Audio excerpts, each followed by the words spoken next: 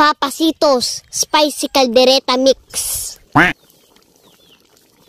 Tignan nyo mga idol, oh, super quality. Abay, sorry kung ginugutom ko kayo. Okay lang yan, pare-pareho lang tayo. Magandang araw po mga idol. Ginagawa mo. Ngayon po magluluto po tayo na pang mabilisan. Pero pang malakasang beef na kaldereta. Kasapay-pay sumot. Di wow, sana all, let's go! Iprito lang natin ng bahagya itong mga gulay. Nakakatulong tong proseso na to para hindi agad mapanis ang iluluto nating ulam. Adaman at dinasursuro nyo kanya kon. Thank you kayo mata. Tapos ng carrots at patatas, isulot na natin ang bell pepper.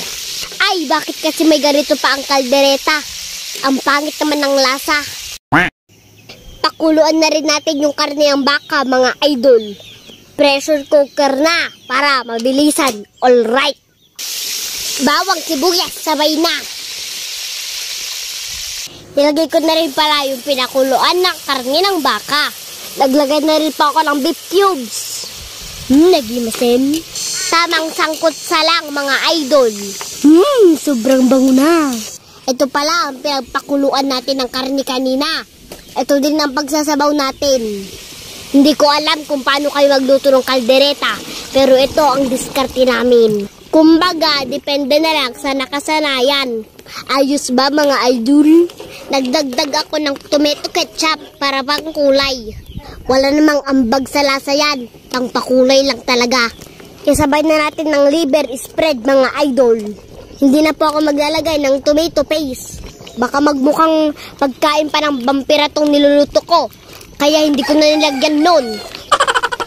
Haluin lang natin na mabuti. Kita nyo ba? Ang ganda na ng kulay. Kung hindi ako nagkakamali, parang green yan.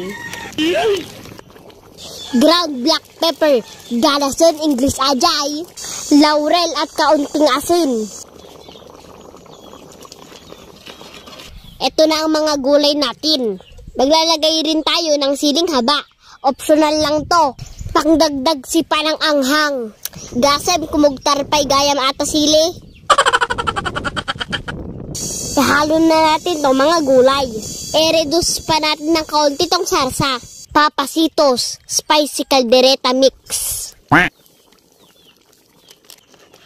Tignan nyo mga idol, lumapot na yung sarsa. Ang ganda na rin ng kulay mga idol. Haluin lang ng mabuti. Tignan nyo mga idol, super quality. Abay, sorry kung ginugutom ko kayo. Okay lang yan, pare-pareho lang tayo. Sige na nga, bibilisan ko na para hindi na kayo magtampo. Para sa pang finale, ilalagay ko na ang siling haba. Sheesh! Napakasarap na ang itsura. Lutuin lang natin unti itong sili at saka alright na. Yan na nga mga idol, nagkatotoo na ang hula. Luto na mga idol ko.